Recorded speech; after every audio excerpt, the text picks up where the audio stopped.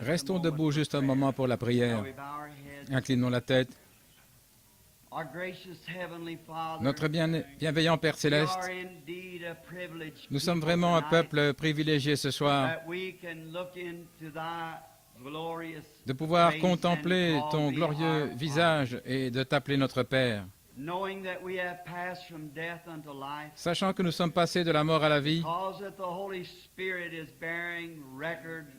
car le Saint-Esprit nous rend témoignage que nous sommes des fils et filles de Dieu. Et il est notre témoin que nous sommes passés au-delà de cette ligne, car les choses du monde que nous aimions et que nous chérissions sont mortes maintenant.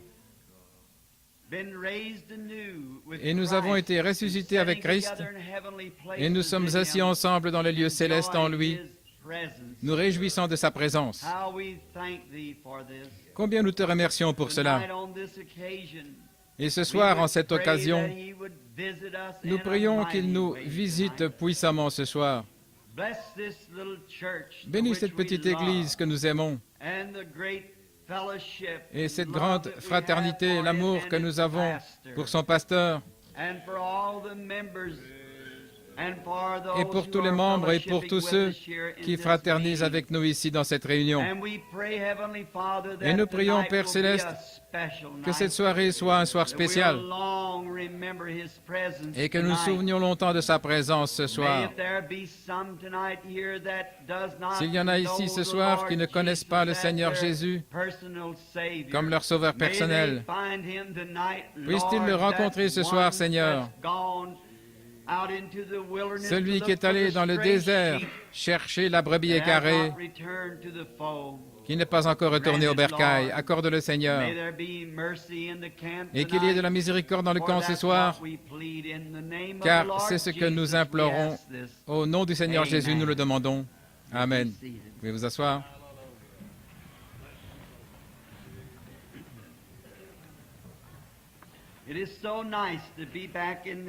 C'est si agréable de revenir dans ce tabernacle, cette église ce soir, pour avoir une bonne communion. Et aujourd'hui, j'ai vécu simplement des pépites d'hier soir. En considérant l'auditoire, je vois différentes personnes et des visages que j'ai déjà rencontrés. Combien autrefois j'ai désiré repérer les gens pour leur serrer la main. Nous étions déjà en retard. Et j'ai dû simplement me dépêcher. Mais je veux que vous sachiez qu'il y en avait plusieurs ici hier soir que j'ai reconnus d'autres réunions. Hier soir, quand je suis rentré à la maison, je disais à ma femme, je me demande comment ce sera quand nous traverserons cette ligne. Nous tiendrons là en regardant et nous dirons bien, voilà tel frère. Oh, ce sera un moment formidable. Et nous attendons impatiemment ce temps-là et bientôt. C'est bientôt. Je ne sais pas quand ce sera, mais ce sera certainement un temps glorieux. Je crois que Jean, après avoir vu les grandes gloires de Dieu et qu'elles lui furent révélées dans l'Apocalypse, il a dit, « Oui, viens, Seigneur Jésus. » Il a vu que c'était merveilleux. Il y a environ 2 semaines, j'étais à Kingston, à Jamaïque, et beaucoup de personnes pensaient, et pensent encore, que les visions n'apparaissent qu'à l'estrade. Oh là là! Ce n'est même pas le 10e, ce n'est même pas le 90e, elles apparaissent tout le temps, partout. Et pas une seule fois, cela n'a failli. Je visitais les hommes d'affaires chrétiens, les hommes du plein évangile, où j'étais là comme visiteur à un chapitre, à une de leurs réunions. Et 2 soirées s'étaient écoulées, nous avions eu la prédication de l'Évangile pour me familiariser un peu avec l'auditoire et contacter l'esprit des gens. Et j'ai dit, je pense que ce soir, si nous distribuions des cartes de prière et commencions à prier pour les malades, ce serait suffisant. Et le Seigneur nous a bénis. Et la seconde soirée est passée.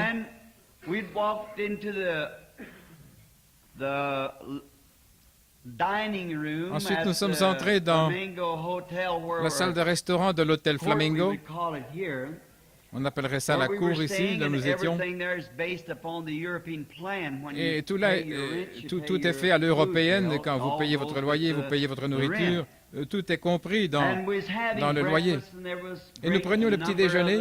Et il y avait là beaucoup d'hommes du plein évangile et d'autres aussi.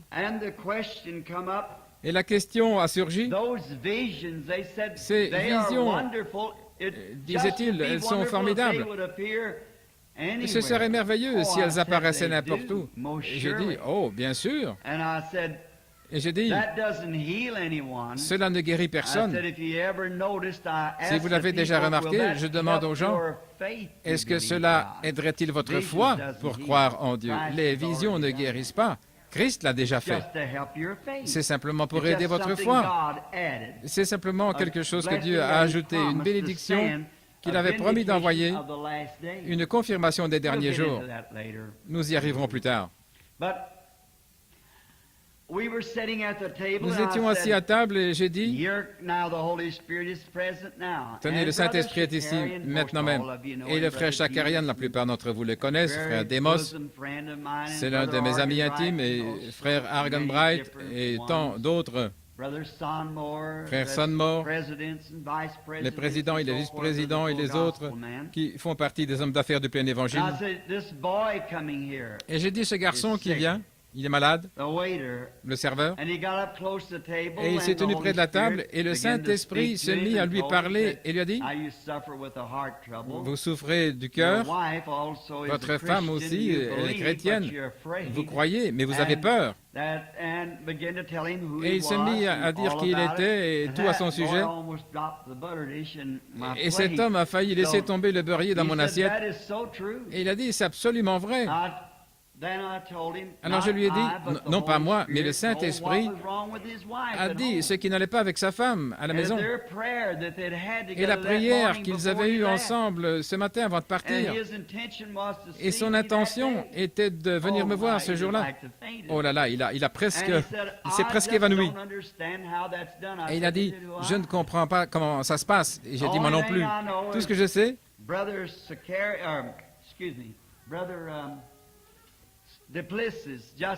frère Duplessis était juste dehors près de la voiture quand je suis arrivé en voiture, et frère Mercier et moi nous parlions du merveilleux esprit qu'il y a dans cette église. Nous aimons cela, cette belle communion.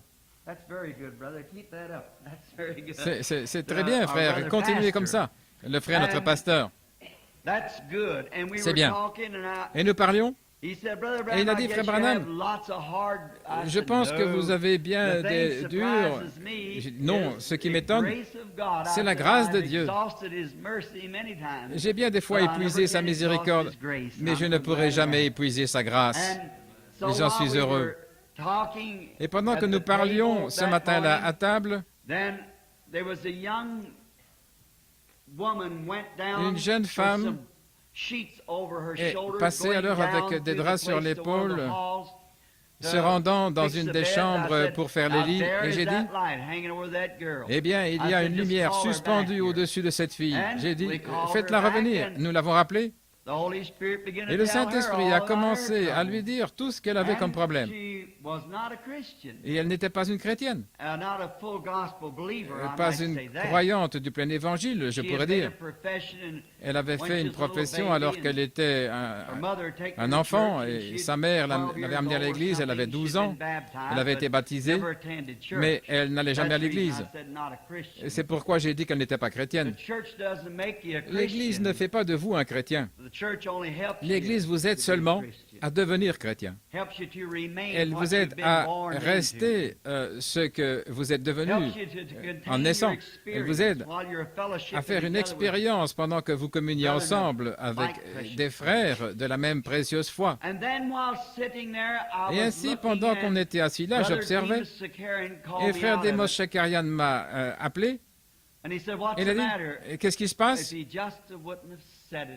Si seulement il n'avait pas dit ça à ce moment-là. J'ai dit, souvenez-vous, ainsi dit le Seigneur, Quelqu'un qui m'est proche est sur le point de mourir. Et il y a un jeune homme qui crache du sang. Et j'ai dit, où est Billy? Beaucoup d'entre vous connaissent mon fils Billy Paul. Sa mère est morte alors qu'il n'était qu'un petit enfant. Et je l'emmenais partout. Et la nuit, nous n'arrivions pas à nous procurer assez de charbon pour entretenir le feu. Alors je plaçais son biberon sous mes épaules afin de le garder chaud pour la nuit. Et quand il se réveillait pleurant sa mère, je lui mettais le biberon dans la bouche. Elle m'a demandé, alors qu'elle mourait, de toujours rester avec Billy. Et nous avons été vraiment des amis. Et j'emmène Billy partout où je vais. Et il m'est attaché. Et Billy s'appelait aller à ce qu'on appelle The Garden of Hope pour faire des photos. Et je lui dis, n'y va pas, quelque chose est sur le point d'arriver. Bien des fois, les visions disent des choses et nous ne savons pas ce qu'elles sont. Les prophètes de la Bible ne comprenaient pas ce qu'ils écrivaient. Ils écrivaient simplement et c'étaient des hommes confirmés et inspirés. Et frère Shakarian a dit, frère Branham, qu'est-ce que vous a dit qui va arriver? J'ai dit, je ne sais pas. Il n'avait pas de dents, je l'ai vu suffoquer 2 fois et puis mourir. Et l'autre personne a dit, il a craché du sang. Ça semblait être un jeune homme. Et elle m'a dit, il ne doit pas mourir, il n'est pas prêt. Ensuite, nous avons observé, et je me suis senti conduit d'aller en Jamaïque, mais pas à Porto Rico. Et quand le temps est arrivé d'aller à Porto Rico, au même endroit où cet avion est tombé, là en Jamaïque, et où il a tué tous ces gens, les gens ressemblaient à des cochons pendus à une ceinture de sécurité. Les parties de leur corps étaient simplement grillées. Et on l'a poussé là. Et l'avion gisait encore là quand nous sommes arrivés. Et notre avion, en revenant à Porto Rico pour nous prendre, fit sauter ses pistons à ce moment-là quand il s'est arrêté pour nous prendre. Et Billy a dit, « Papa, est-ce que tu es sûr que nous devons prendre le risque de monter à bord? » Et j'ai dit, le chapitre des hommes d'affaires du plein évangile a dit que je dois y aller. C'est pour la communion du chapitre que je vais passer ces quelques soirées. Il a dit, te souviens-tu de cette vision? J'ai dit oui. Mais 3 jours plus tard, je me trouvais au jardin et je n'ai jamais rien vu d'aussi beau à Porto Rico. Et frère Fred Southman, il est peut-être ici ce soir, un ami canadien, il prenait des photos. Vous savez, ici à Phoenix, c'est beau, à Los Angeles, c'est beau à Miami, mais ça ne peut pas arriver à la cheville de Porto Rico. Oh, c'est beau. Et je n'ai jamais rien vu de tel de ma vie, ces grands récifs là-bas. Oh là là. Et ces flamants roses se promenant partout dans ces parcs tropicaux. Jamais je n'ai vu quelque chose qui ressemblait tant au ciel. Frère Southman s'est retourné, il a dit, frère Branham, le ciel doit ressembler à ceci. Et j'ai dit, oh, ça ne pourrait pas arriver à la cheville du ciel. Il a dit, cette grande mer, j'ai dit, mais c'est le ballottement de la terre qui produit ces vagues. J'ai dit, mais là, ce sera paisible. Elle coulera aussi tranquillement que possible. Et j'ai dit, les flamants roses ne se promèneront pas dans le parc. Les anges se promèneront dans le parc où nous serons en communion. Et juste alors, j'ai vu ma belle-mère et mon beau-mère s'approcher de moi, mon beau-père. Ça fait maintenant 10 ans que mon beau-père s'en est allé. Et exactement à la même minute, ma belle-mère est allée le rejoindre. Elle est morte en même temps. Et 2 heures plus tard, quand je suis arrivé à Miami, j'ai téléphoné pour avoir les nouvelles de chez moi. Ma belle-mère, qui n'avait plus de dents, avait suffoqué 2 fois et était morte. Son fils, qui n'était pas prêt à mourir, c'est une espèce d'alcoolique.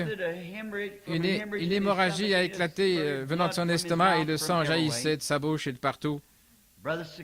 L'autre jour, frère Shakarian m'a téléphoné, il a dit, frère Branham, de tout ce que j'ai entendu, Jamais rien ne m'a frappé autant que cela. Voyez-vous, il fallait qu'il appelle à ce moment-là pour arrêter cette vision, pour qu'on ne sache pas de qui il s'agissait, pour que ce soit quelque chose qu'il aide à comprendre. Il a dit, je pense que le ministère commence maintenant à opérer. Qu'il en soit ainsi. Que quelque chose arrive ici même à Phoenix qui inspirera tout le monde. Puisse le Saint-Esprit venir parmi nous et faire quelque chose et qui nous amènera à resserrer l'armure et à nous apprêter pour sa venue. Que le Seigneur vous bénisse. Maintenant, pour ne pas vous garder longtemps, parce que vous êtes debout. Mais vous êtes un si bel auditoire, je sens comme si je pouvais parler toute la nuit. Mais je ne le ferai pas, je ne pense pas. Mais je suppose qu'hier soir, vous avez pensé que j'essayais de le faire. Je vais juste vous donner un petit avertissement. L'autre matin, j'ai parlé sur un sujet à mon tabernacle. J'ai commencé à 9h30 et j'ai terminé vers 12h30. Je vous avais prévenu avant. C'était entendre, reconnaître et agir. Il se pourrait qu'un dimanche après-midi ou quelque chose de ce genre, nous parlions sur le même sujet. Pendant près d'un an, le Saint-Esprit traite avec moi pour que je prêche cela et finalement, j'ai prêché cela à l'Église. J'oublie combien de bandes les garçons ont faites sur cela avant notre départ. Ouvrons à présent nos Bibles rapidement au chapitre 7 de Saint Matthieu et nous commençons à lire au verset 24. C'est pourquoi quiconque entend ces paroles que je dis et les met en pratique sera semblable à un homme prudent qui a bâti sa maison sur le roc.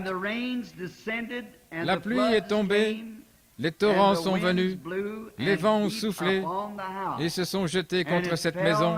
Elle n'est point tombée parce qu'elle était fondée sur le roc. Mais quiconque entend ces paroles que je dis et ne les met pas en pratique sera semblable à un homme insensé qui a bâti sa maison sur le sable. La pluie est tombée, les torrents sont venus, les vents ont soufflé et ont battu cette maison et elle est tombée et sa ruine a été grande. Que le Seigneur ajoute sa bénédiction à la lecture de la parole. J'aimerais parler pendant quelques moments sur le sujet la tempête qui approche.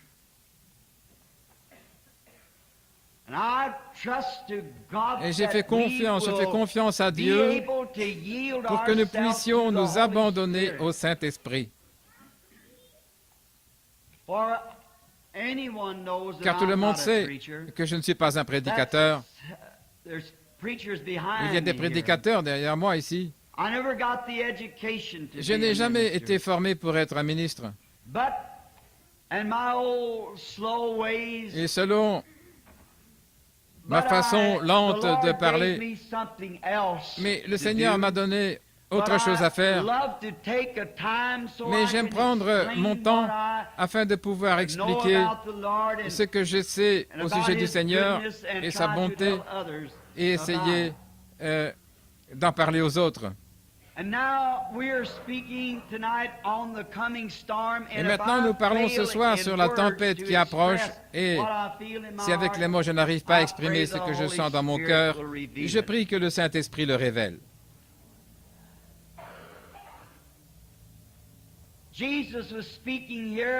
Jésus parlait ici d'une tempête qui approche et qui doit frapper chaque homme et chaque femme qui est dans ce monde. Il n'y a aucun moyen d'y échapper. Cette tempête vous frappera un jour ou l'autre. Et ça dépend de la fondation que vous avez, savoir si votre maison tiendra ou pas. Beaucoup de vies ont été épargnées grâce à la préparation prise en vue des tempêtes. Et beaucoup de vies ont été perdues pour avoir négligé l'avertissement sur des tempêtes qui approchent.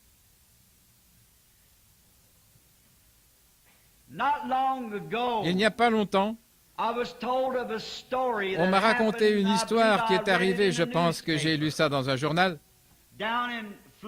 en Floride.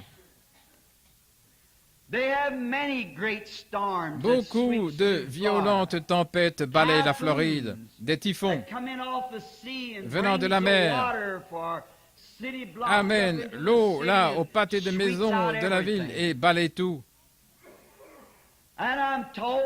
Et on m'a dit que leurs prophètes météo sont toujours à surveiller ces tempêtes. D'une façon ou l'autre, au moyen des éléments, ils peuvent détecter le changement du temps et de l'atmosphère, c'est-à-dire comment ce temps se forme qui entraîne l'une de ces tempêtes. Parce qu'ils ont étudié toute leur vie et à l'aide de certains instruments dont la science les a pourvus. C'est donc en prévoyant, en apprenant dans quelle direction la tempête vient, quel type de vent elle entraîne, et dans quelle direction viennent les autres tempêtes, ou plutôt les vents, et qu'on sait si on peut combattre, repousser la tempête. Je pourrais m'arrêter ici et prêcher 1 heure là-dessus. Qu'il faut qu'une plus grande tempête approche. Il faut un vent plus puissant pour détourner cette tempête. C'est ce qu'il en est aujourd'hui. Et nous savons tous qu'il y a une tempête qui approche. Et le seul vent que je sache qui peut détourner cette tempête, ce sera ce vent impétueux qui est tombé à la Pentecôte. On m'a dit que même des hommes de cette ville parlent maintenant contre le communisme, et ils devraient le faire. Mais le fait de parler ne suffit pas. Nous devons trouver le moyen de détourner la chose. Et il n'y a qu'une seule chose qui puisse détourner cette tempête. C'est une tempête plus puissante qui peut la contrer et lui faire changer de direction. Et ces prophètes météo en Floride sont très précis quant à leurs prédictions. Ils sont là en vue de prévenir les gens. Je lisais, j'ai oublié, je crois que c'était dans un journal, à propos d'une tempête il y a quelques années qui s'était abattue sur la Floride centrale, et tous les alentours d'Okeechobee qui avaient été prévenus. Je suis passé là il y a environ 5 semaines. Et il y avait un voisin qui était constamment à l'écoute de la radio à cause de cette tempête. Et c'était un chrétien de grande renommée. Et il avait appris qu'un grand typhon venait dans cette direction, tordant les arbres, et tout le monde avait été prévenu pour se mettre à l'abri. Et il pensa à son voisin, qui avait une ferme d'élevage de poules, et des bâtiments légers abritant des poulets, des salles de couvée, et ainsi de suite, et leurs enclos, au point que tout ce qu'ils avaient dans la vie était lié à ces poulets, leur gagne-pain. Et sans tarder, tel un fou, il a couru jusqu'au portail, il arrêta sa voiture et sauta de là. Et il dit à son ami, prends tous tes poulets et mets-les dans l'abri contre la tempête. Et puis viens vite chez moi, parce qu'un typhon approche, une tempête qui va tout détruire. Et l'homme s'est mis debout et l'ayant regardé, il se mit à rire de lui en disant, quelle blague! J'ai entendu des gens prédire des choses semblables et ce n'est jamais arrivé. Et le voisin chrétien était si agité qu'il a dit, mais si ça arrivait, effectivement, nous entendons des remarques du genre, j'ai appris que ceci va arriver, que cela va arriver. Mais cela va arriver un de ces jours. Et il nous incombe d'écouter chaque avertissement. Mais cet homme a dit, je n'ai pas le temps pour de telles absurdités. J'élève des poulets et je n'ai pas le temps pour ça. Et il a crié à haute voix et le voisin a dit, pour l'amour de Dieu, alors laisse ces poulets, John, et viens vite, toi et ta famille. Si toi tu ne veux pas croire, laisse ta famille venir. Et il a dit, je ne permettrai pas que ma famille s'emballe à cause de quelques avertissements radiophoniques. Mes enfants et moi, nous avons décidé de vivre ainsi. Et ma femme m'écoutera parce que je suis le chef de famille. Et elle doit m'écouter, c'est moi le patron. Et je ne permettrai pas que mes enfants s'agitent et soient tiraillés pour une telle absurdité. Et le voisin fit demi-tour et il rentra chez lui, dans son abri. Et tout à coup, les nuages le recouvrirent avant qu'il ne le réalise. Et c'est de la même manière que le jugement frappe.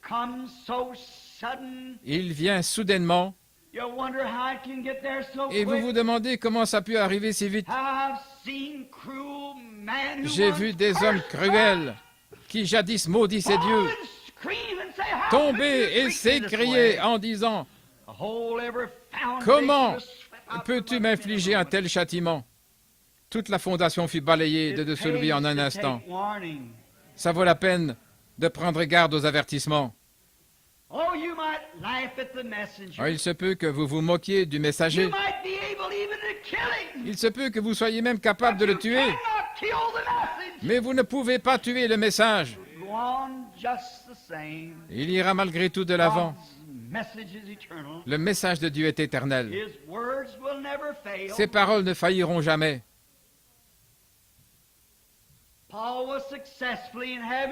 Paul avait réussi à faire lapider Étienne. Mais toute sa vie, jusqu'à ce qu'il s'abandonne à Christ, il ne put se débarrasser du message. Je vois les cieux ouverts et Jésus se tenant à la droite de Dieu. Quelque chose s'était emparé de lui. Ce n'était pas le messager, c'était le message qu'il avait. Quand la tempête balaya la contrée, elle envahit le poulailler et le fermier, et on ne retrouva jamais son corps. Et sa femme, luttant de manière frénétique, il vivait près du grand lac Okeechobee, et les eaux se mirent à monter, comme le typhon faisait monter les eaux partout du fond du lac. Et c'est ce qui les rend si dangereux. Ce sont des hauts fonds. Les bateaux tanguent. Et c'est ce qui fait que les vagues montent et renversent les bateaux. Les tempêtes surgissent et font tourbillonner l'eau et l'emportent à des kilomètres. Et les eaux s'étendirent de sorte que la mère comprit qu'il n'y avait plus d'espoir, à moins d'amener les enfants sur le toit du bâtiment. Elle prit donc les enfants et les amena sur le toit du bâtiment, où ils s'agrippèrent à la cheminée de la maison. Et alors les animaux sauvages, les serpents venimeux, je pense à un serpent plus mortel que votre serpent à sonnette, Diamondback, et ils rampèrent pour se mettre à l'abri. Et ils arrivèrent comme elle sur la toiture. Pour avoir écouté son mari et n'avoir pas pris garde à l'avertissement. Elle frappa du pied à la ça et là, mais elle dut se tenir là et voir ces méchants serpents mordre ses enfants jusqu'à ce que ceux-ci meurent sur le toit. Et la mère elle-même fut tellement mordue que finalement, elle en mourut. Et c'est la seule version que nous avons de l'histoire. Quand la tempête se fut calmée, les équipes de secours à la recherche des corps et ainsi de suite la trouvèrent morte sur la toiture avec ses enfants gisant à ses côtés.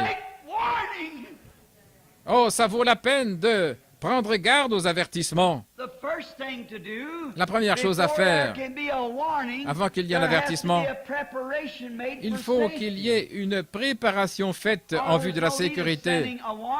Sinon, c'est inutile d'envoyer des avertissements. Et l'avertissement n'est qu'une voix de quelqu'un qui vous aide à vous préparer contre le danger. Premièrement, il faut que des préparations soient prises. Et lorsque les préparations sont faites, alors l'avertissement peut être lancé pour vous aider à vous décider. Vous êtes libre d'écouter ou pas. Si vous ne voulez pas écouter, eh bien ça dépend de vous. Si vous écoutez, vous êtes en sécurité. Dieu procède de la même méthode. Nous agissons selon la méthode de Dieu ainsi. Dieu, au jour primitif, dans le monde antédiluvien, quand les gens étaient devenus si méchants et si pécheurs, que Dieu ne pouvait plus continuer à regarder cela et rester juste. Dieu est juste. Et il a des lois. Et quand ces lois sont brisées, quand on brise une loi et qu'il n'y a pas de pénalité, ce n'est pas une loi. Vous ne pouvez pas briser les lois de Dieu sans devoir payer pour cela quelque part. Vous devez le faire. La Bible dit, sachez que votre péché vous atteindra. Et qu'est-ce que le péché? J'aimerais m'arrêter ici juste un instant. Beaucoup pensent que fumer la cigarette est un péché. Non. Beaucoup pensent que mentir est un péché. Non. Commettre adultère n'est pas un péché. Ce sont des attributs de l'incrédulité. La raison pour laquelle vous faites ces choses, c'est parce que vous êtes un incrédule. Il n'y a que deux choses. Ou vous êtes soit un croyant ou un incroyant. Si vous êtes un croyant, vous ne faites pas ces choses. Si vous les faites, je ne sais pas quel genre de profession vous avez, mais si vous les faites, l'amour de Dieu n'est pas en vous. La Bible le dit. Nous professons trop sans posséder la chose. Trop de paroles sans vivre la chose. Je pense même que nous prêchons beaucoup trop de sermons, mais que nous ne vivons pas ces sermons. Ce serait beaucoup mieux si nous vivions nos sermons. Chacun de nous serait un prédicateur. C'est mieux de vivre un sermon que de m'en prêcher un. La Bible dit que vous êtes des épîtres écrites de Dieu, lues de tous. Il est donc mieux de vivre un sermon. Le péché existe parce que vous ne croyez pas. Jésus n'a-t-il pas dit, quand il était dans la chair sur la terre, n'a-t-il pas dit à ceux qui ne mentaient pas, ceux qui ne volaient pas, ne commettaient pas adultère, des hommes justes, des prédicateurs, des sacrificateurs? Il a dit, vous êtes de votre père le diable, parce qu'il ne croyait pas le Fils de Dieu. Celui qui ne croit pas est déjà condamné. Il n'y a pas longtemps, j'ai fait un appel à l'autel. J'aime Jean 5, 24. Celui qui écoute mes paroles et qui croit, celui qui m'a envoyé à la vie éternelle. Et ne vient point en jugement, mais il est passé de la mort à la vie. Celui qui croit. Disait, c'est assez simple. Non, c'est vraiment profond. Parce que quand vous croyez, personne ne peut appeler Jésus le Christ si ce n'est par le Saint-Esprit. Quand vous avez le Saint-Esprit, vous avez alors cru à la vie éternelle et vous avez la vie éternelle. Celui qui entend mes paroles et croit en celui qui m'a envoyé a la vie éternelle. Et il ne viendra point en jugement, mais il est passé de la mort à la vie. La préparation, s'apprêter. Dieu avait vu la méchanceté du monde. Il avait vu cette génération méchante et adultère. Et sa sainteté ne pouvait plus le supporter. Oh, à ce monde pécheur. Je me suis arrêté l'autre jour en chemin vers l'épicerie avec mon épouse et nous parlions d'une certaine jeune femme de notre ville. Sous un grand froid, elle portait une petite veste bouffante. Elle était habillée de façon immorale avec ses petits shorts comme en été. Il y avait un peu de neige sur le sol. Et ma femme a dit, « Tu sais, cette femme-là ne peut pas être à l'aise. » Et j'ai dit non. Elle n'est simplement pas dans son bon sens. Mais elle a dit, tu sais, elle fréquente l'école secondaire. Alors j'ai dit, elle a beau fréquenter l'école secondaire, mais ça n'arrange pas pour autant les choses. J'ai dit, elle ne doit pas être mentalement saine. Quand nous sommes allés en Allemagne, il n'y a pas longtemps, j'étais en Allemagne dans une grande réunion où le Seigneur nous a donné environ 10 000 âmes en une soirée. Et j'étais vraiment étonné un soir, en revenant de la réunion, à un endroit où j'avais été invité pour un petit déjeuner. Et c'était à la fin d'une série de réunions et tous les chrétiens étaient assis là, prenant de la bière. Eh bien, l'Amérique, le Canada et l'Angleterre sont les seules nations, à ma connaissance, qui n'acceptent pas que les chrétiens boivent. Ils ne s'enivrent pas. Mais nous, les Américains, et alors, je n'en ai pas bu. Après quelque temps, une question a été posée à table. Et qu'est-ce qui ne va pas? Car moi, je ne prenais pas de bière. Était-ce parce qu'elle n'était pas bonne? Et Dr. Guggenbull, qui était assis à côté de moi, qui me servait d'interprète, j'ai dit, pourquoi murmure-t-il à mon sujet? Et il a dit, il se demande pourquoi vous ne buvez pas. Eh bien, je sais qu'il est écrit, quand vous êtes à Rome, vous faites comme les Romains. Mais j'ai dit, dites-leur ceci, je ne les condamne pas, mais moi, je suis né d'une naissance naziréenne. Je ne dois pas boire. Je ne voulais pas les blesser. Et ils ont compris et ils ont continué à boire. Ensuite, en Italie, nous avons rencontré à peu près la même chose. Et à plusieurs autres endroits du monde, si vous allez dans une nation, vous trouvez l'esprit de la nation. Je me souviens que le Saint-Esprit m'avait prévenu de ne pas aller au YMCA.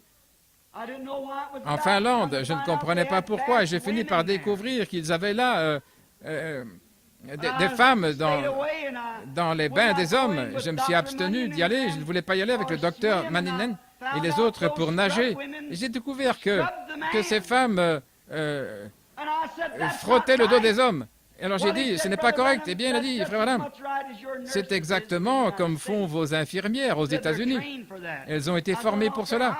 J'ai dit, peu m'importe combien elles sont formées, cela n'a jamais été conçu ainsi. Dieu les a faites différemment, c'est juste. Mais les gens n'y font pas attention. C'était des Finlandais, des gens formidables. Mais c'est l'esprit de la nation. Où que vous alliez, vous trouvez l'esprit de la nation.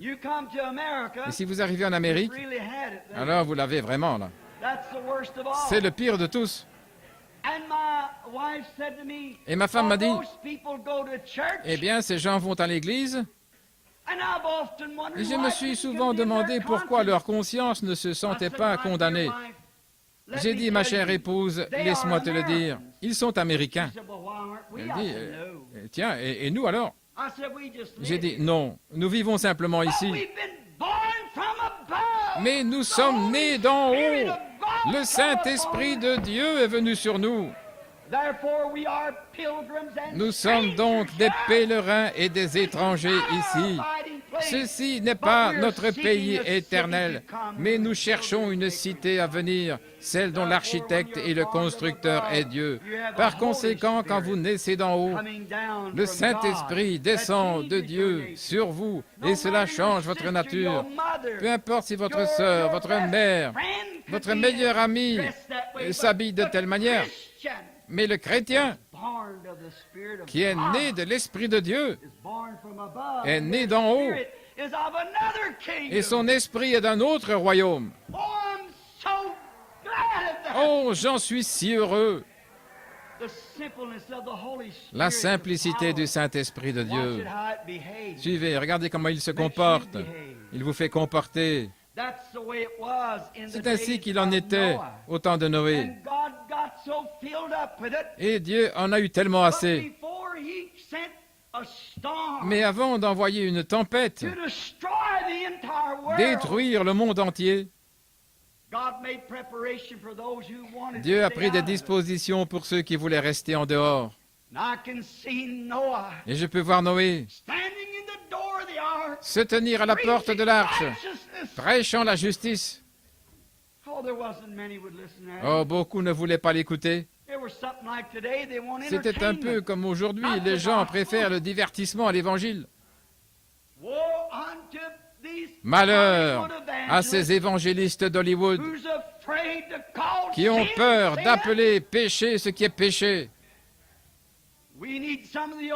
Nous avons besoin de prédicateurs à l'ancienne mode qui ont le Saint-Esprit et qui n'ont pas peur de prêcher l'évangile à main nue, non pas revêtus d'espèces de gants caoutchouc, mais prêchant la venue du Seigneur Jésus, le jugement pour les méchants, le ciel pour les justes, et une venue imminente. Quand je ne sais pas, personne ne le sait. Mais je veux mettre en garde ma génération. Si cela arrive maintenant, je veux que les gens soient prévenus. Je peux voir Noé à la porte de l'arche. Oh, j'aimerais juste croire une chose, que ce n'était pas ça la voie, mais Noé se tenait là à la porte, la seule voie de sécurité. Je peux voir Moïse plus tard, se tenant à la porte avec le sang appliqué sur le linteau, prêchant le jugement, avec le sang appliqué sur les linteaux des portes. Et aujourd'hui, Jésus est la porte de la bergerie, prêchant l'Évangile, se tenant à cette porte, suppliant l'Assemblée à venir se mettre en sécurité. Sans doute qu'il y en avait beaucoup qui se moquaient de Noé, qui le ridiculisaient. La Bible dit que c'était des moqueurs. Je peux les entendre dire quelque chose comme ceci. Noé, si tu n'as pas un meilleur divertissement, nous allons rester chez nous. Le monde aujourd'hui, l'Amérique, ne veut pas l'Évangile. Ils veulent se divertir. Il faut qu'ils aient quelque chose pour les divertir. Beaucoup de musique fantaisiste ou quelque chose de ce genre, ou une espèce de réception avec des saucisses de Francfort grillées, ce qui est bien en dehors de l'Église. Mais l'Église est un endroit où le jugement doit être prêché dans la puissance de la résurrection du Seigneur Jésus, ainsi que l'avertissement. Le jugement commence par la maison de Dieu. Non pas des fêtes, mais le jugement. Lot fut averti. Et quand les anges, quoiqu'il ne sût pas que c'étaient des anges, quand ils sont venus là, leur message concernait Sodome. Sortez de cet endroit pécheur. Dieu a pourvu à une échappatoire pour vous. Sortez de cet endroit pécheur. Et Jésus dit ce qui arriva du temps de Sodome. Regardez le genre de vie qu'ils vivaient. Et Jésus compara ce jour-là à celui-ci. Un jour de péché. Remarquez que lorsque Lot alla parler à son peuple, on se rit de lui, on le ridiculisa. Et les péchés de la ville tourmentaient son âme juste. Le message des anges ne les secoua pas. Cela n'eut aucun effet sur eux. Pourtant, il leur était demandé de sortir parce que la ville était sous le jugement. Et Dieu allait envoyer une tempête de feu sur la ville. Mais ils refusèrent de bouger, ils refusèrent de sortir. Ils étaient satisfaits, là, dans leur péché. Les gens aujourd'hui semblent être très à l'aise dans le péché, parce qu'ils possèdent une nouvelle voiture, parce qu'ils peuvent prendre 3 repas par jour, et dormir dans un lit propre, c'est merveilleux. Cela peut être une bonne chose, mais lorsque la prospérité vient comme cela, on oublie Dieu. Je pense que nous les prédicateurs, nous les chrétiens, nous nous sommes trop préoccupés avec le programme de construire des églises, d'avoir une meilleure église ou quelque chose comme ça, ou une plus grande église, de meilleurs bancs, vous savez. Mais nous avons oublié la chose essentielle, le jugement, la justice, la puissance du Saint-Esprit, la résurrection, le jugement éternel. Les anges ne manquèrent point de prêcher le message. Quoiqu'on essaya de les arrêter, leur message continua quand même. Avez-vous remarqué? C'est comme un homme qui dirait « Je vais refuser de croire que le soleil brille. Je ne veux rien avoir avec le soleil. » Il ferme les yeux, il descend au sous-sol de sa maison et il dit « Je veux absolument ne pas admettre que le soleil brille. » Vous dites « Eh bien, frère Branham, il y a quelque chose qui ne va pas mentalement avec cet homme. » Eh bien, l'homme qui rejette Jésus-Christ le fait sur les mêmes bases. Le Saint-Esprit est plus réel que le soleil. Le soleil faillira, mais le Saint-Esprit ne peut pas faillir. Celui-ci n'éclaire pas seulement pour le sens de la vue, mais il éclaire l'âme, une lumière de gloire qui nous conduit vers Dieu,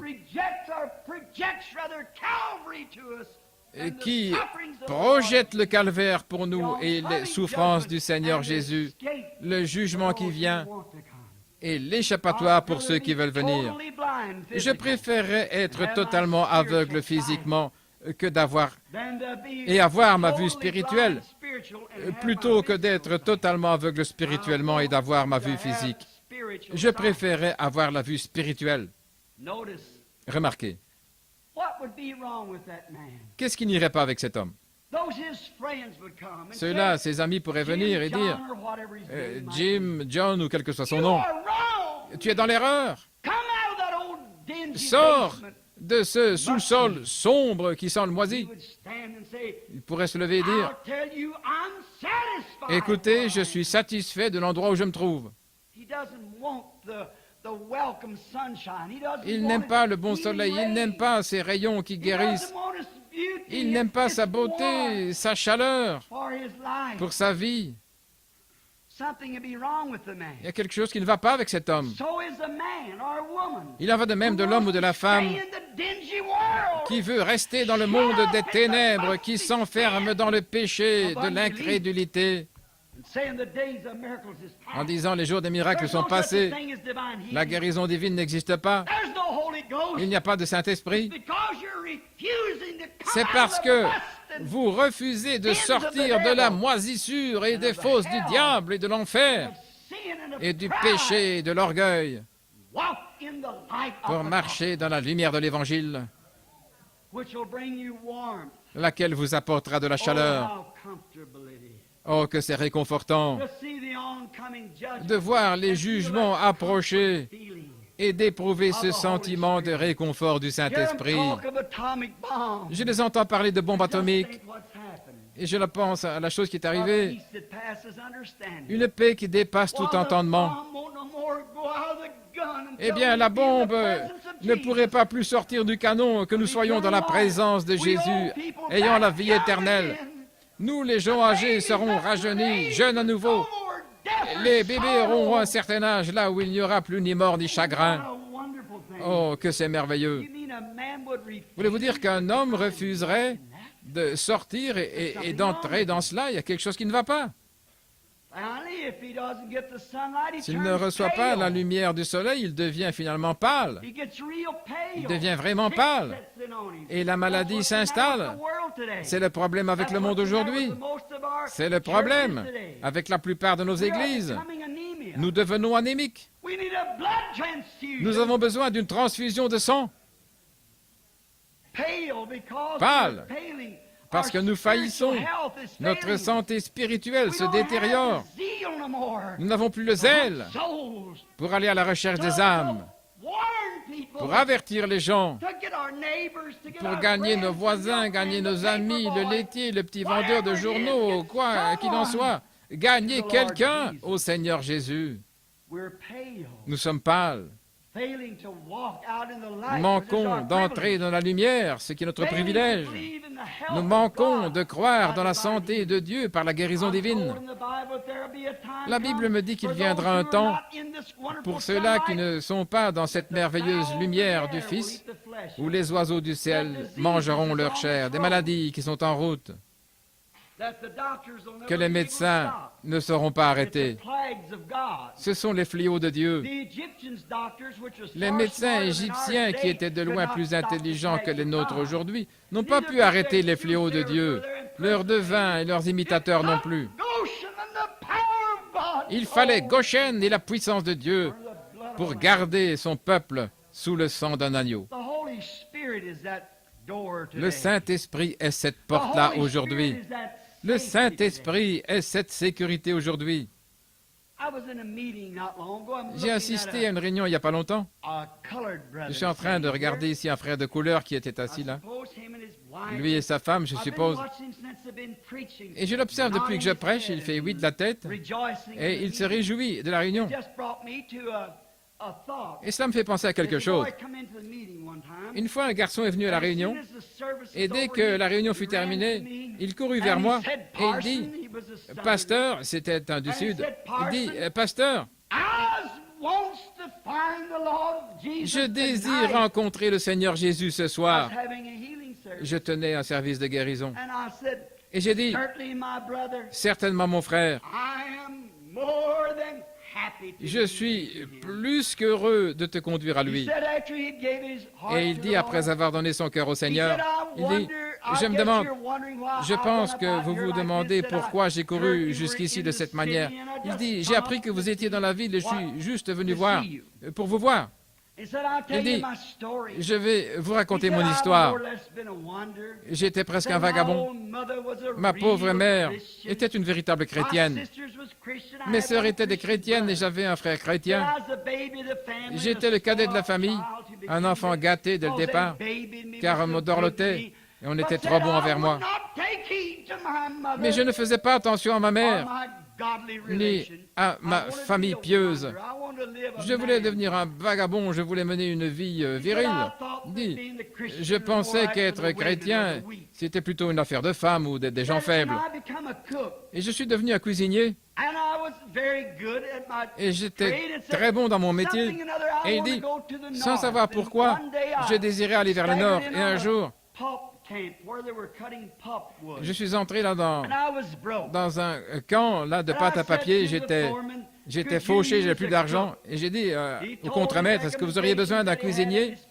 Il me parla de recommandations qu'il avait en poche venant de différents endroits. Il a dit, eh bien, nous en avons un pour le moment, nous avons un cuistot, mais toutefois, nous pouvons vous donner un peu d'argent, là, sur le côté, jusqu'à ce que vous vous rétablissiez.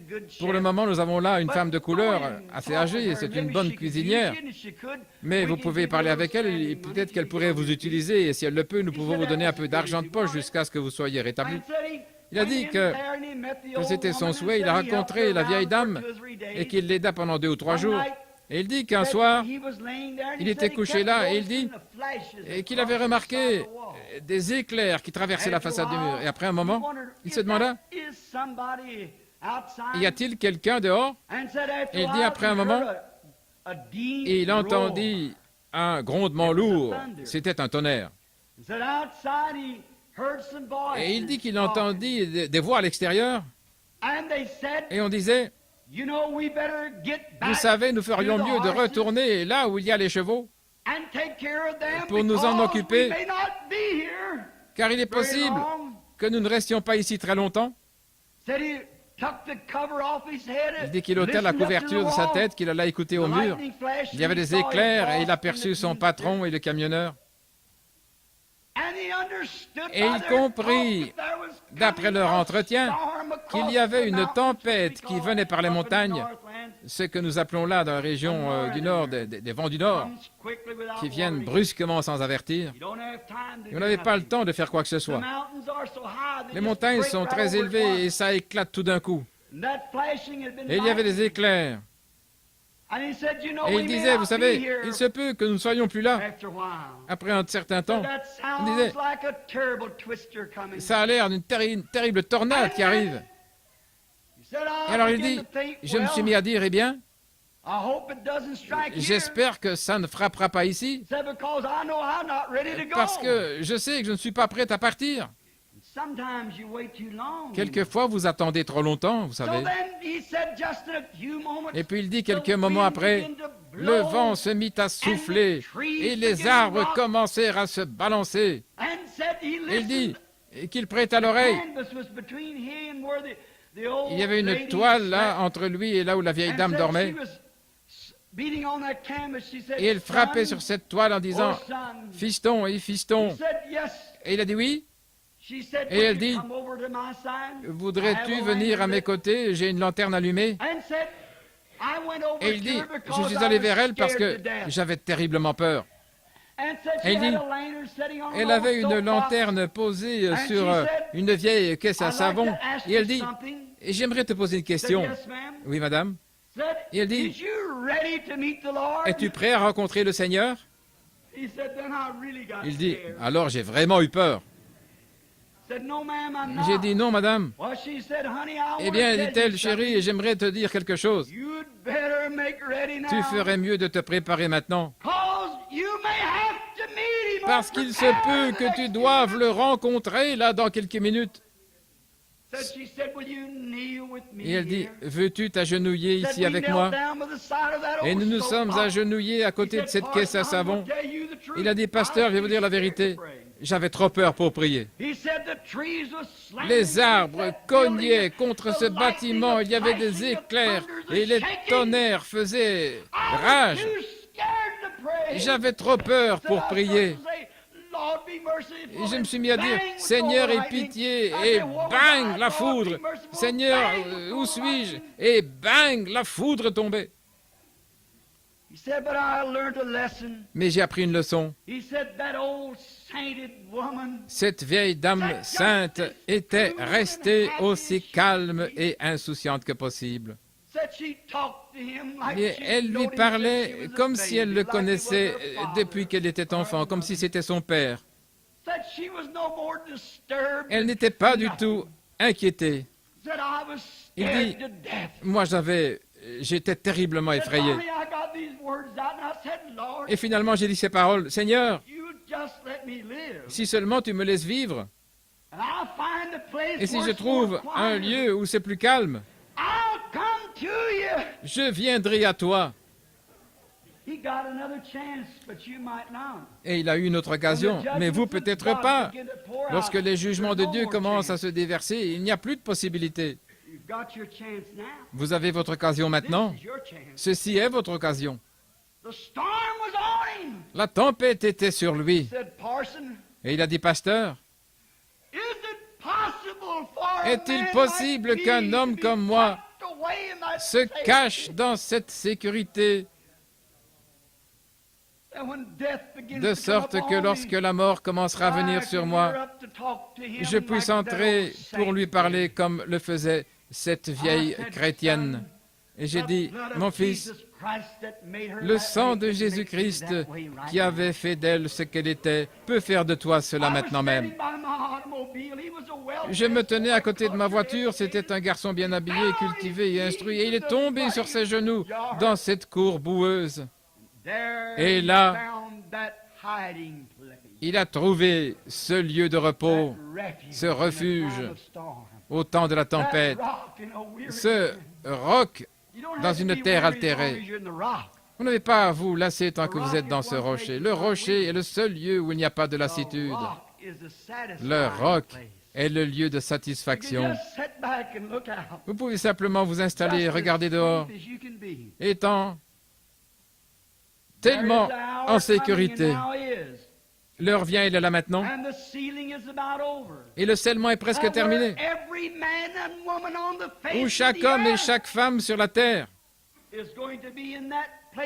seront dans ce lieu de refuge, comme ce fut le cas au temps de Noé, ou en dehors de cela.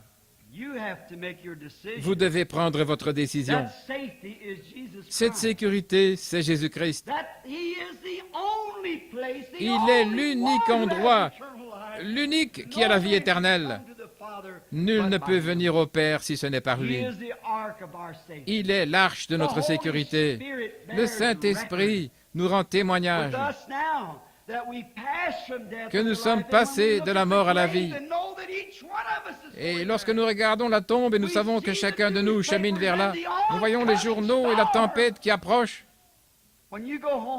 Lorsque vous rentrerez chez vous ce soir, faites-moi une faveur. N'allez pas au lit avant que vous ayez lu Apocalypse chapitre 8. Voyez les fléaux et la tempête qui approchent et qui frapperont la terre, et les tonnerres et les éclairs ébranleront le ciel.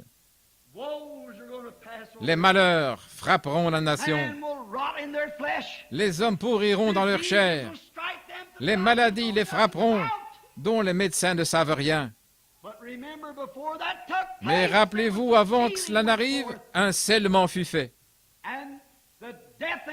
Et les anges de la mort, avec leurs fléaux, avaient reçu l'ordre de Dieu: ne vous approchez pas de ceux qui ont le sceau sur leur front.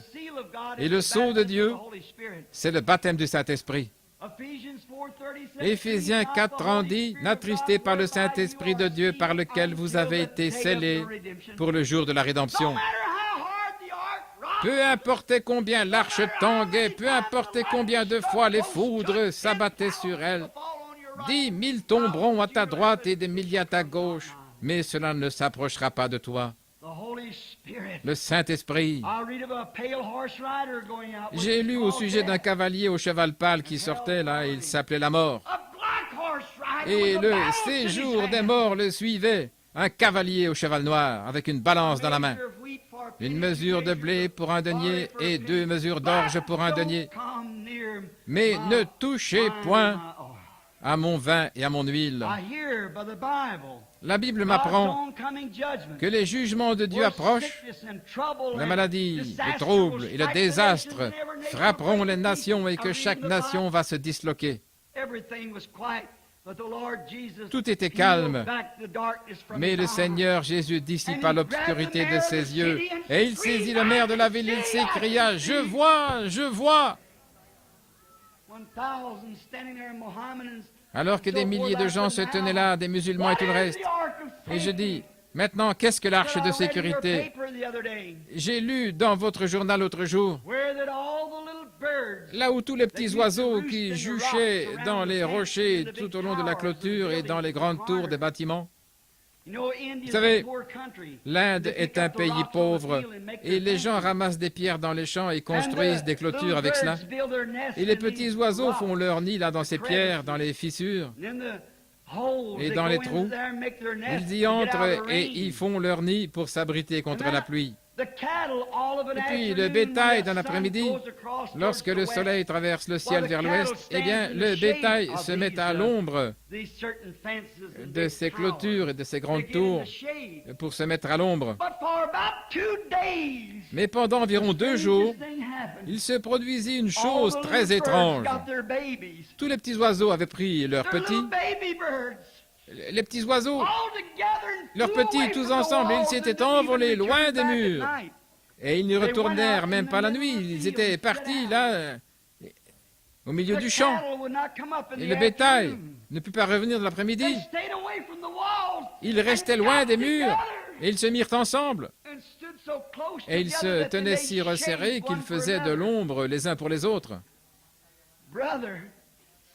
Frères, sœurs, c'est ce que l'Église devrait faire.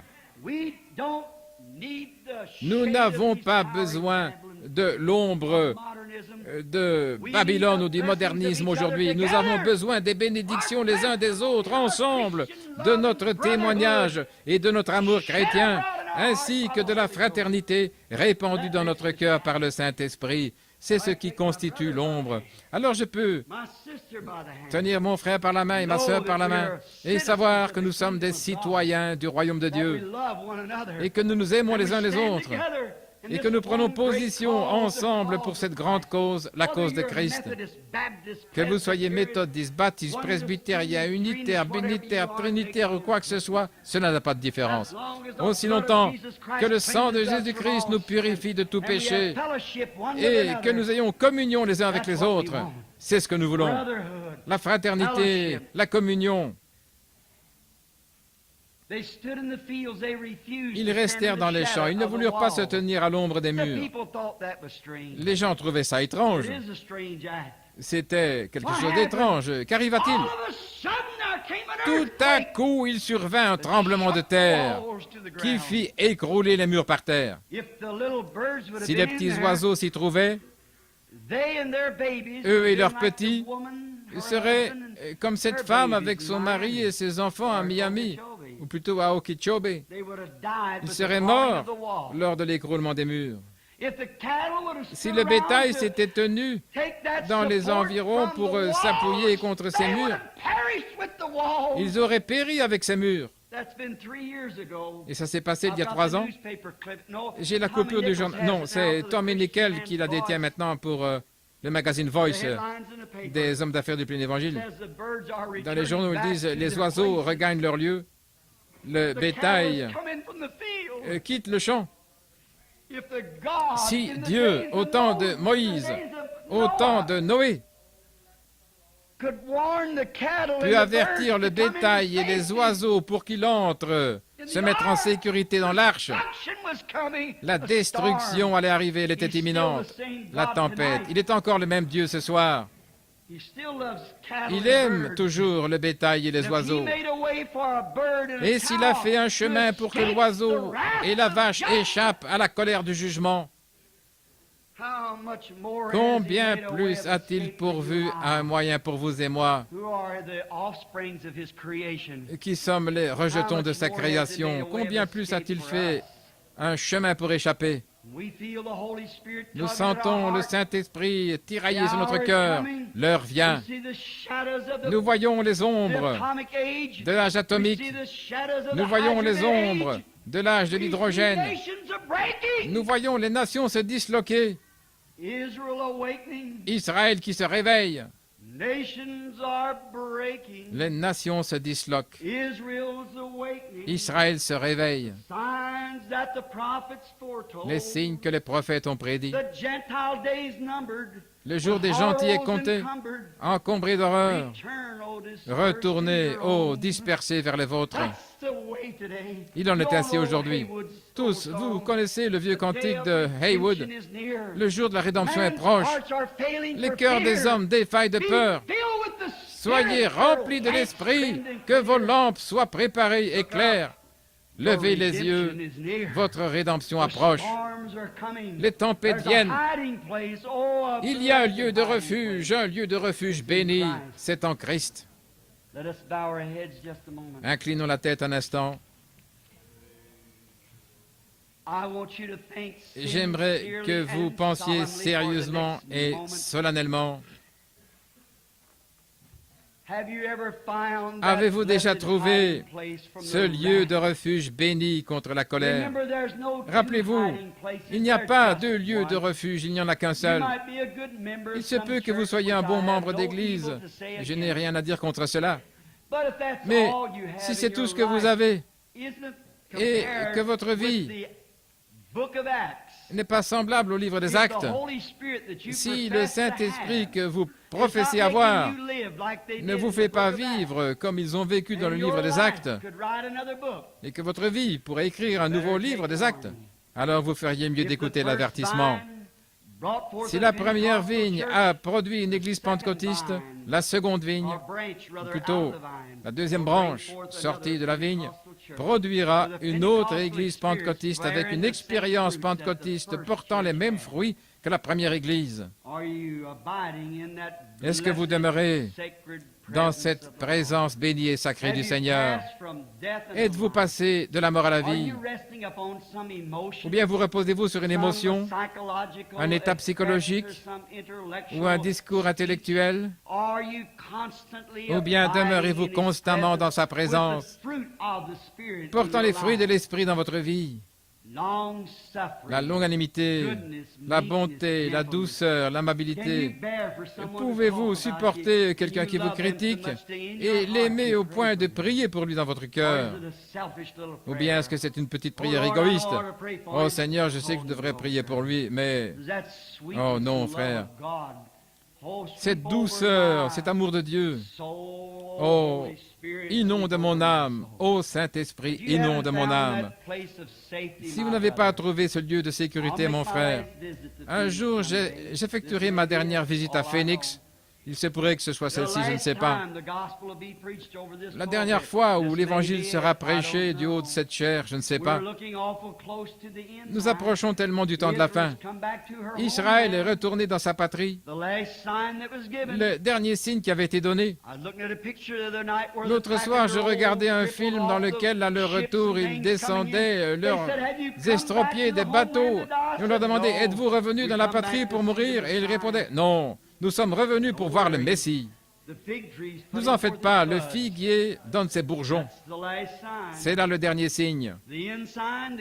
L'emblème, le drapeau le plus vieux du monde, flotte sur Jérusalem. Aujourd'hui, c'est une nation indépendante ayant sa propre armée. Elle avait été aveuglée pendant un petit moment, mais elle se rassemble de nouveau. Dieu l'avait promis. Alors viendra la fin de la dispensation des gentils. Ils attendent un Messie. Vous savez, un jour on a demandé à Dieu, est-il possible que tu oublies Israël? Il dit, quelle est la hauteur des cieux? Quelle est la profondeur de la terre? Mesurez cela. Le prophète a dit, non, je ne le peux pas. Il a dit, je ne peux pas non plus oublier Israël. C'est la prunelle de mon œil. C'est là le dernier signe. Jésus a dit, lorsque vous verrez le figuier bourgeonner, sachez que le temps est proche, même très proche. Israël commence à être restauré. Ils ont leur propre monnaie.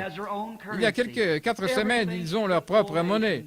C'est une nation à part entière. Qu'attendons-nous? La fin de la dispensation des gentils. Et les derniers signes prophétisés aux gentils, c'était manifester à la nation et au monde entier, comme il en fut au temps de Sodome, lorsqu'il demanda, où est Sarah ta femme?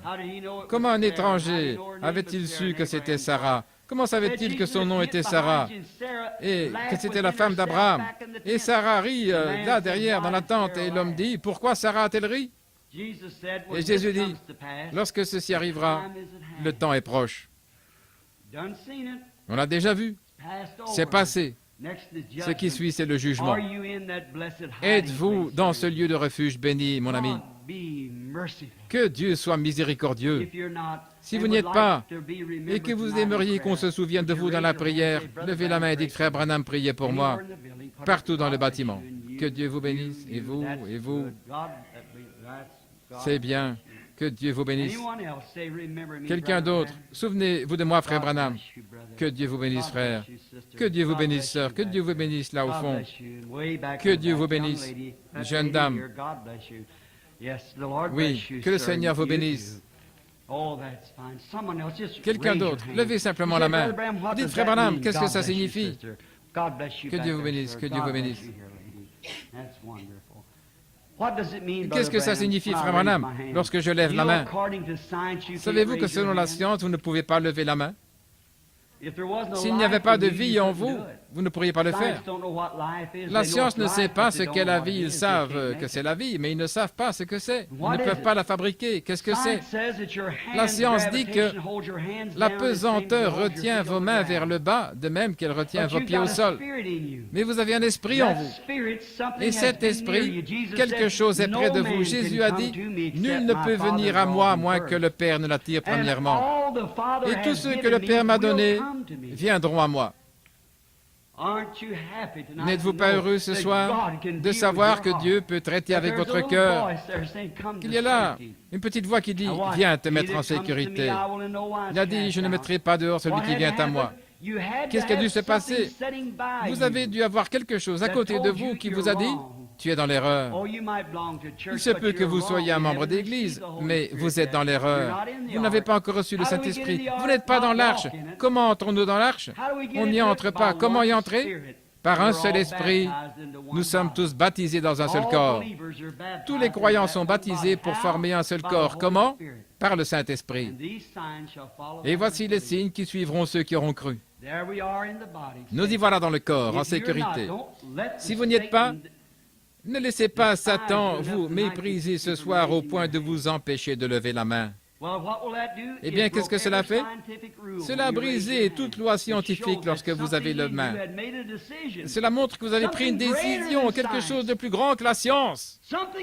Quelque chose qui a défié les lois de la science. Vous avez dit, il y a un esprit en moi qui dit, je suis dans l'erreur. Il y a quelqu'un assis près de moi qui dit, accepte-moi. Et j'ai levé la main vers là d'où la voix est venue, vers le ciel. Sois miséricordieux envers moi, ô Dieu. J'ai besoin de toi. Je veux le Saint-Esprit. Je veux être en sécurité. Je veux que mes péchés soient sous le sang.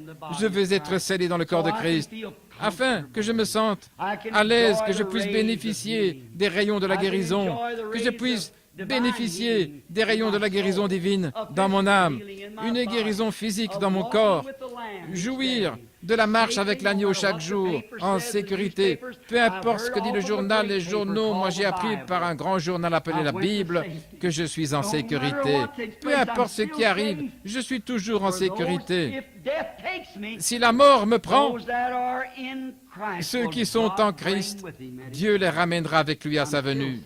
Je suis toujours en sécurité. La mort ne peut pas m'inquiéter. Que Dieu vous bénisse, monsieur. Que Dieu vous bénisse. Quelqu'un d'autre avant de prier. Je veux ce lieu de sécurité éternel, frère Branham. Y a-t-il encore quelqu'un? Que Dieu vous bénisse. C'est bien. Et là, à l'arrière. Merveilleux. Maintenant, le même Dieu qui vous a convaincu que vous êtes dans l'erreur est ici pour arranger cela avec vous. Inclinons la tête maintenant et restons dans la prière. Parlez-lui simplement maintenant à votre propre manière. Si vous pouvez faire plus que ce que fit ce publicain-là qui se frappait la poitrine, disant « Oh Dieu, sois miséricordieux envers moi, un pécheur. » C'est tout ce qu'il avait à dire. Dieu connaissait le reste.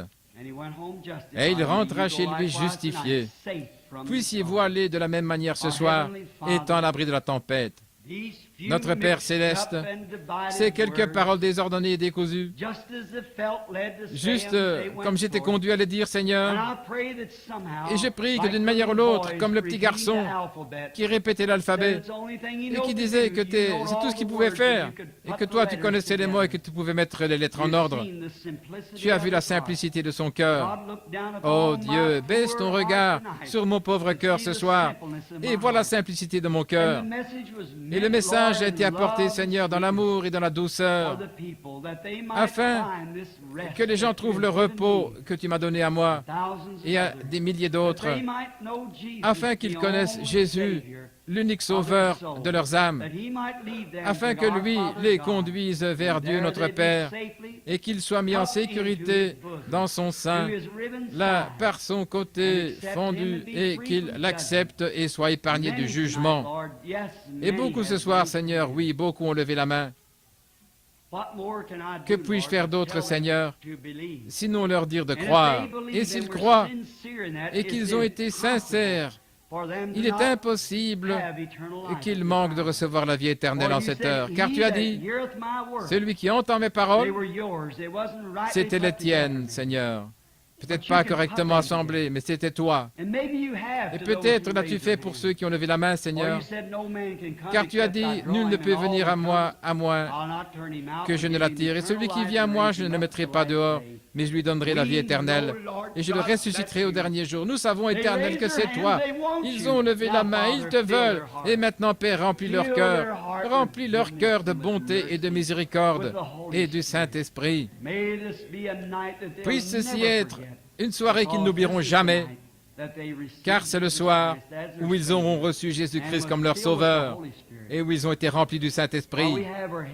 Pendant que nous avons la tête inclinée, si vous croyez que Dieu entend ma prière et que vous aimeriez que je vous pose les mains et que je prie pour vous, alors que tout le monde a la tête inclinée et que la musique joue doucement,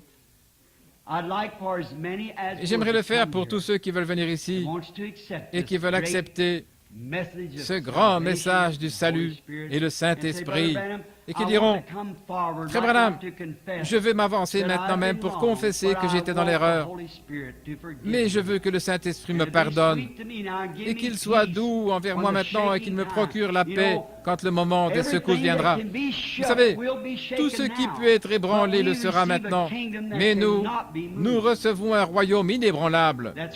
C'est Christ. Voudriez-vous venir à l'autel maintenant avec moi pour me permettre de tenir votre main et prier pour vous? Si vous voulez, alors venez maintenant, alors que nous chantons maintenant.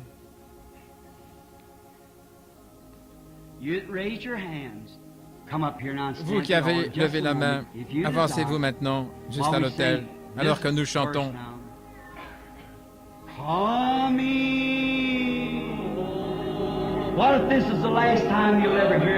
Et si c'était la dernière fois que vous entendez cela, pensez-y, si c'était la dernière fois,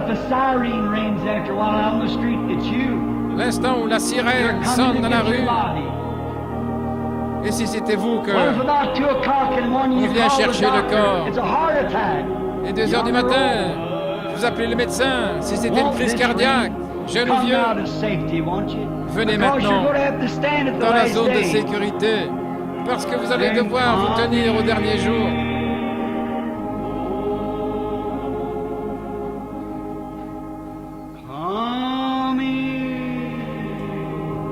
Je reviens à la maison. Je reviens à la maison.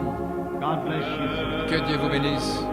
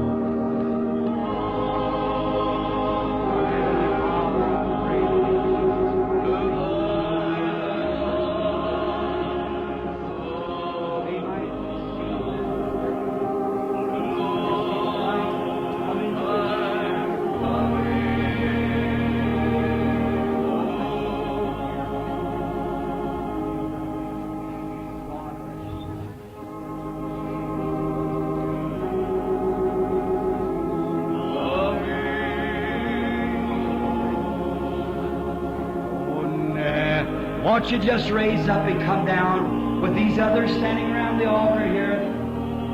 Come. Ne voulez-vous pas vous approcher maintenant? It's coming to judgment now. Won't you come? Come now, your sins confessed now. On s'approche du You won't jugement have to go maintenant. to the judgment. God bless us.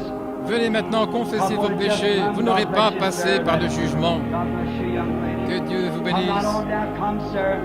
Venez, monsieur. I've wandered far. Come on, let's finish, brother. Come on. Away from God. Now I'm coming. Won't you raise up now? Come down here, let's pray. Ne Come voulez-vous to the pas shelter. vous lever maintenant et venir ici? Venez à l'abri.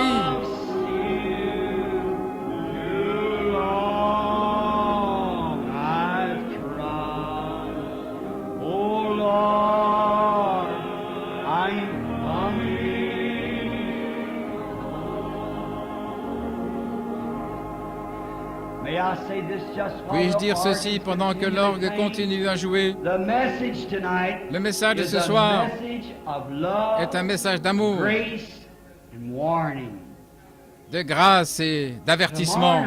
Demain soir, ce message pourrait être dans vos oreilles quelque part ailleurs, un message de condamnation et de jugement. Pendant qu'il y a la miséricorde, venez le recevoir. Je vous prie, mon ami. Je devrais vous rencontrer un jour avec ce que j'ai dit ce soir.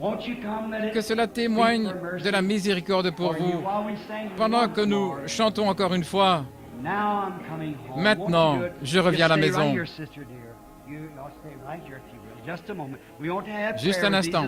Nous voulons prier avec ceux ici à l'autel. Encore une fois maintenant. Rise up, come, won't you? I invite you. Now I'm coming.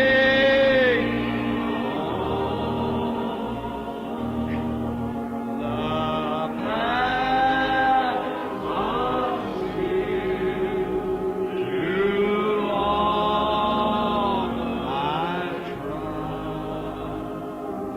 Lord, I'm coming. J'ai trop longtemps marché, Seigneur. Je reviens à la maison. Pray now. Chrétiens, priez maintenant. Je reviens à la maison. Come, my sinner brother. Come, sister.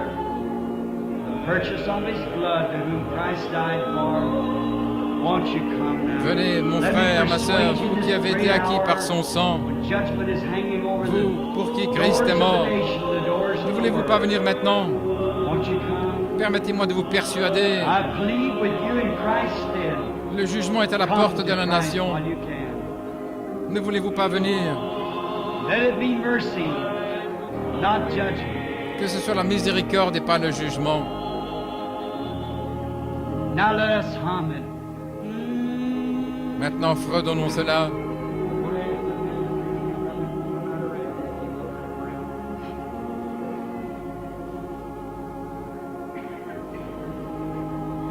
Workers right there.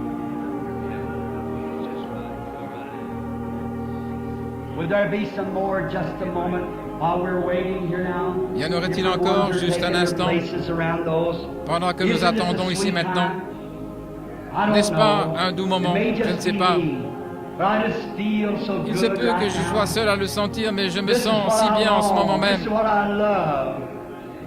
When I was just a boy preacher, C'est ce que je désire ardemment, c'est ce que our j'aime. minister's sister said to me one time, Lorsque je n'étais qu'un jeune "Go to a prédicateur, la sœur d'un dance with ministre her." m'a dit une I fois told qu'elle her I voulait didn't que je go to dance. l'accompagne à une soirée dansante. Je lui ai répondu que je n'allais pas aux soirées dansantes. Elle m'a dit de l'amener à un show. Je ne pouvais pas le faire. Et elle a dit, mais toi, où trouves-tu ton plaisir? Et j'ai dit, viens avec moi à la réunion.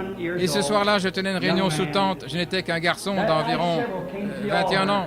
Et ce soir-là, plusieurs sont venus à l'hôtel. Je la vis assise là en pleurant. Je lui fis un signe. Et j'ai dit, vous m'avez posé une question hier soir, je peux y répondre ce soir. Elle a dit, Qu'était-ce, Billy? J'ai dit, voici la plus grande joie de ma vie. Voir des pécheurs venir, quelque chose de satisfaisant dans mon cœur, qui ne parle que de paix. Je reviens à la maison. Je reviens à la maison. Oh, j'aime ça, cette douceur. Vous sentez juste le Saint-Esprit qui est présent, qui est satisfait. Vous avez bien fait. C'est la préparation pour le service de guérison. D'abord une guérison spirituelle. Le corps de Christ est malade. Il a besoin de guérison. Le corps spirituel. I'm coming. Oh, bow your heads, everyone pray. Je reviens à la maison. Maintenant, inclinez la tête et que chacun prie. Oh,